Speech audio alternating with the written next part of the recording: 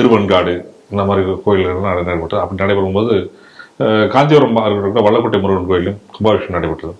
இந்த கும்பாபிஷேகம் வந்து கிட்டத்தட்ட 17 ஆண்டுகளுக்கு பிறகு நடைபெற்றது. இந்த கும்பாபிஷேகம் வந்து பல்வேறு அரசியல் தலைவர்கள் வந்து ஒவ்வொரு கோயில் கலந்து கொண்டிருக்கிறார்கள். இந்த கோயிலில் வந்து பார்த்தீங்கன்னா வந்து பாஜகவோட முன்னாள் தலைவர் தமிழிசை சவுந்தரராஜன் அவர்கள் கலந்துட்டார். அதே கோயிலில் வந்து காங்கிரஸ் தலைவர் செல்வப்பிரந்தையும் கலந்து கொள்ள சென்றிருக்கும் போது அங்கே இருக்க அறநிலையத்துறை அதிகாரிகள் மற்றும் காவல்துறையினர் வந்து தடுத்து நிறுத்தப்படுகிறார். என்ன காரணம் கேட்கப்படும் போது செய்தி முழுமையாக தெரியவில்லை. ஆனால் என்ன காரணம் போது அங்கே வந்து ஏற்கனவே வந்து இடம் நிரம்பி விட்டதால் கொஞ்ச நேரம் வெயிட் பண்ணுங்க அப்படின்ற மாதிரி சொல்லியிருக்காங்க போல. பின்னர் வந்து அவர் நீண்ட ஒரு வாக்குவாதத்திற்கு பிறகு வந்து அவர் உள்ளே சென்றிருக்கார். உள்ளே சென்று இன்னும் அந்த குடமுழுக்கு முடிந்த பிறகு வந்து பத்திரிகையாளர் பேசும்போது அவர் வந்து ஒரு மிகப்பெரிய அவமதிப்பு மாதிரி சொல்லியிருக்கார். என்ன காரணம்னா அவர் அரசு குறை சொல்லலை, அதிகாரிகளை வந்து இது ஒரு அதாவது ஏதோ தீண்டாமை மாதிரி ஒரு அவமதிப்பு மாதிரி சொல்லியிருக்கார். இந்த செய்தியை வந்து எக்ஸ்தலத்தில் வந்து விசிகாவோட ரவிக்குமார் என்ன இது வந்து ஒரு வழிபாட்டு தீண்டாமை, இது முதலமைச்சர் ஸ்டாலின் அவர்கள் விசாரித்து தவறு செய்த அதிகாரிகளை மீது கடுமையான நடவடிக்கை எடுக்க வேண்டும் என்று மென்மையாக வருடி இருக்கிறார். இந்த செய்தியை எப்படி பாக்குறீங்க? இப்ப இந்த செய்தியில நம்ம வந்து 2 பேருடைய ஸ்டேட்மெண்ட்டை பாக்குறோம். ஒண்ணு செல்வ பெருந்தகை அவர்களுடைய ஒரு செய்தி, அதுக்கு அடுத்ததாக அதை ஒட்டி விசிகாவினுடைய ரவிக்குமாரனுடைய கருத்து. இப்ப இதுல நம்ம பார்க்கிறோம், இப்ப 2 பேருமே ஒரு கருத்தை வந்து ஒத்துக்கிறாங்க, ஒரு விஷயத்த ஒத்துக்கிறாங்க. என்ன ஒத்துக்கிறாங்க அப்படின்னு சொன்னா, ஹெச்ஆர்என்சி அப்படிங்கிறது வந்து அதனுடைய நிர்வாகத்துல குளறுபடி ஏற்பட்டது. ஒரு கும்பாபிஷேகத்தை அதுவும் செல்வ பிறந்தகை அவர்கள் சொல்லும்பொழுது என்ன சொல்றாருன்னா, என்ன மாதிரியான ஒரு பெரிய ஆளே வந்து கோயில்ல போய் 2 மணி நேரம் காத்திருந்தும் போய் பார்க்க முடியல, அப்படின்னா சாதாரண பக்தர்கள் எப்படி பார்க்க முடியும் அப்படிங்கிற ஒரு கேள்வியும் அங்க எழுப்பியிருக்கார்.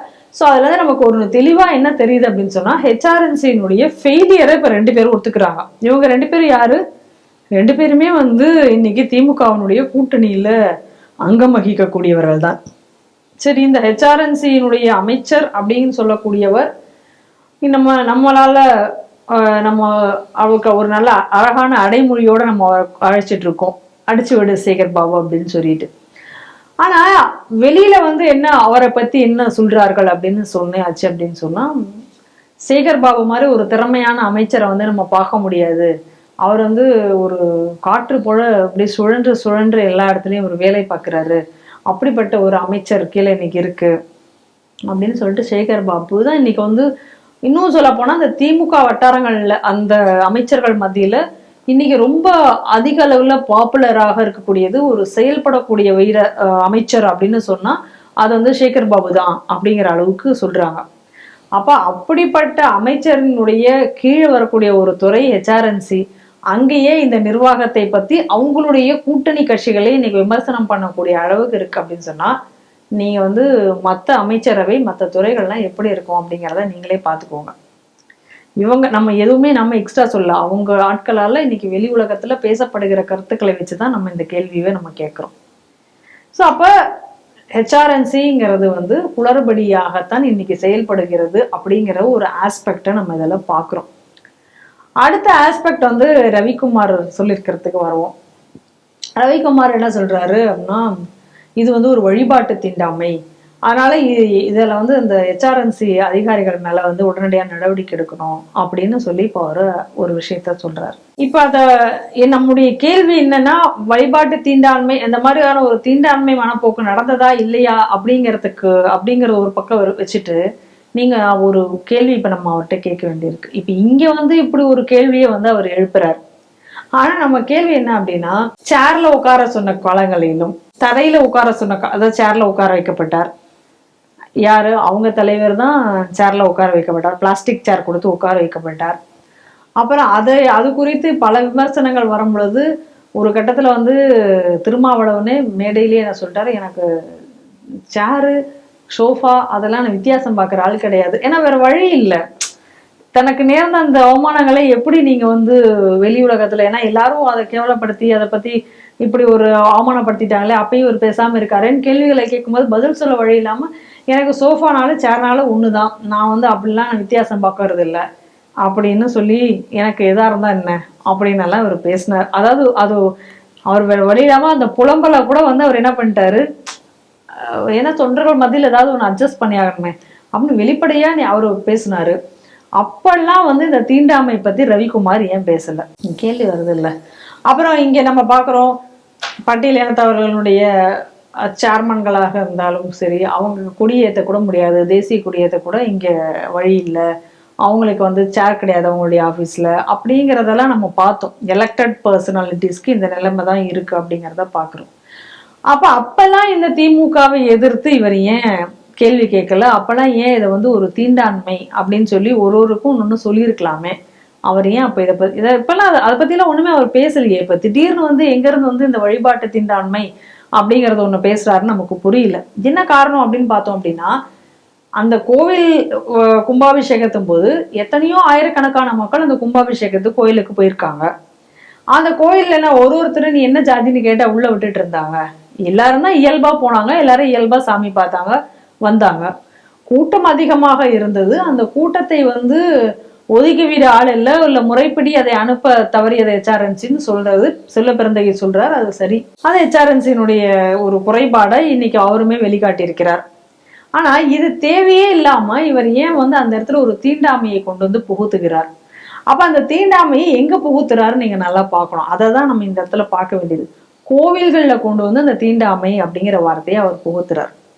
நீங்க பிளண்டா வந்து ஒரு ஒரு கூட்டத்துல ஒரு ஆளுக்கு மட்டும் பிளாஸ்டிக் சேர் போட்டு உட்கார வைக்கும் பொழுது அப்ப நீங்க வந்து இந்த அது என்ன தீண்டாமை? அப்ப அதுக்கு ஏதாவது ஒரு வார்த்தை அவர் கொடுப்பாரான்னு தெரியல. அப்ப அந்த தீண்டாமையா அவருக்கு தெரியல. அப்ப கோவில்ல வரும் பொழுது சாதாரணமா நடந்த ஒரு நிகழ்வை வந்து அதை ஒரு ஜாதியோட சேர்த்து அவர் வந்து ஒரு தீண்டாமை அப்படின்னு அவர் சொல்றாரு அப்படின்னு சொன்னா அதனுடைய உள்நோக்கம் என்ன அப்படிங்கிறத நம்ம இந்த இடத்துல பார்க்கணும். அப்ப கோவில்கள் அப்படி என்று சொன்னால் அவை அனைத்தும் இந்துக்களுடன் சம்பந்தப்பட்டவை.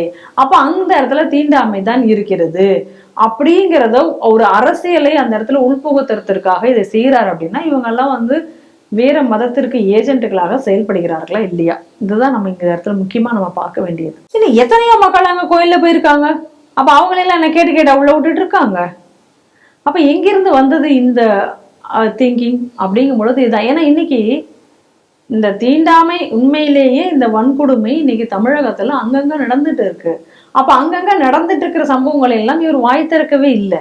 தென் மாவட்டங்கள்ல பெரிய அளவுல ஜாதி மோதல்கள்லாம் உருவாகக்கூடிய ஒரு சூழ்நிலை இருக்கு. அப்ப இந்த ரவிக்குமார் எங்க போனான்னு தெரியல. சரி, வேங்கி வயல்ல வந்து மலம் கலக்கப்பட்டது. அந்த விவகாரம் என்னென்னமோ கொண்டு வந்து கிடைச்சு அவங்களே குற்றவாளிங்கிற ரேஞ்சுக்கெல்லாம் எப்படியோ போணுச்சு. திசை திரும்பாம என்னென்னமோ நடந்தது. அப்பெல்லாம் இவர் வந்து அதை பத்தி வாயே திறக்கல. அவரை வந்து நாங்கள் என்ன தீண்டத்தகாதவரா அப்படின்னு இவங்க கூட்டணி கட்சியில இருக்கக்கூடிய தயாநிதி பேசும் பொழுது ரவிக்குமார் எங்க போனான்னு தெரியல. அப்ப இவங்களுடைய தலைவர் வேற வந்து தோழமை சுட்டுதல் அப்படின்னு சொல்லிட்டு போயிட்டாரு. அதனால அப்ப இவருக்கு பேசுறதுக்கான வாய்ப்பு இருந்திருக்காது. அதனால நம்ம இது இதனுடைய அடிப்படையில வச்சு இன்னைக்கு மட்டும் இந்த தீண்டாமை அப்படின்னு இவர் சொல்றதனுடைய உள்நோக்கம் என்ன அப்படிங்கிறதை உங்களுக்கு நான் புரிய வைக்கிறதுக்காக தான் இந்த எக்ஸாம்பிள் எல்லாம் சொல்றேன். ஏதோ இது சாதாரணமா அவர் சொல்லிட்டார் அப்படின்னு சொல்லி இதை நம்ம கடந்து போக முடியல அப்படிங்கிறதுக்கு காரணம் இதுதான்.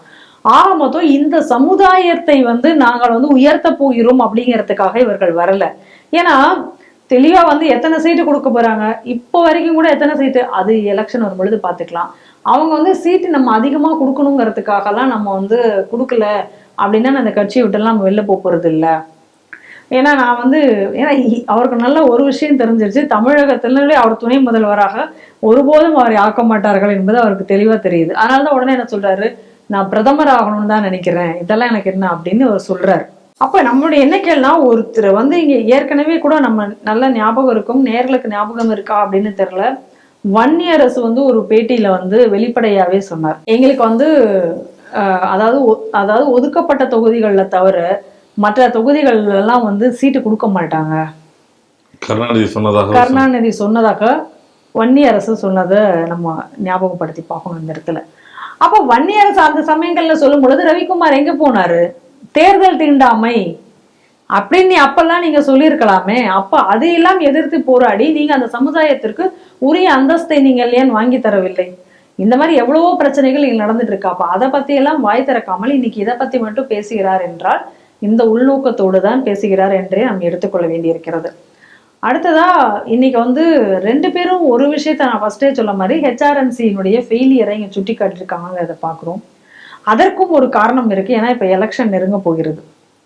இந்த நேரத்துல வந்து டிஎம்கே கூட வந்து இவங்க இவ்வளவு தூரம் எதிர்த்து பேசுறாங்க. டிஎம்கே அவங்க இன்னைக்கு இருக்க கூட்டணி ஆட்சி தான், அவங்களோட இதுல தான் எல்லாமே இருக்கு.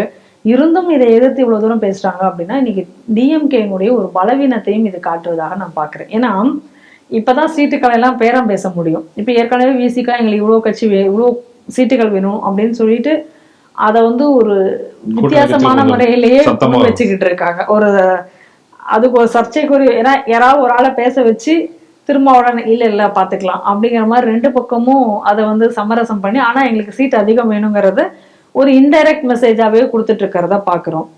ஏற்கனவே கம்யூனிஸ்டும் சொல்லி காங்கிரஸும் எங்களுக்கு அதிக அளவுல சீட்டு வேணும் அப்படிங்கிறத கோரிக்கையா வச்சுட்டு இருக்கிறதெல்லாம் நம்ம பாக்குறோம். அதனால இப்ப நாங்க இல்லாம நீங்க வந்து கூட்டணி இல்லாம இன்னைக்கு நீங்க ஜெயிச்சிடலாம் முடியாது.